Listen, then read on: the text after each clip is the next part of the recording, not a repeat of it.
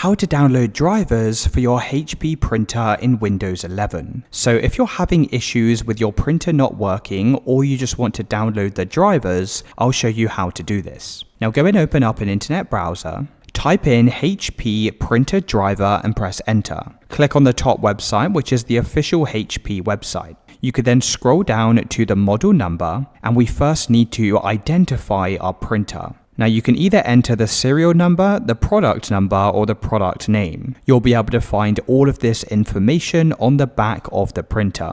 So you can see on the right hand side, here are some examples of where you can find this information. Now once you've searched for your model number, you can go and select your printer from the list. You could then scroll down the page to the drivers, and here you'll find all of the different installations. So click on the drop down next to driver, and then you can click on the download link next to the full software and driver. You can click on your downloads folder and you can see this will install to your computer. Once it's finished installing, just open up the application, and then you can go through the steps to install the latest drivers to your computer. So that's how you install the latest drivers for your HP printer.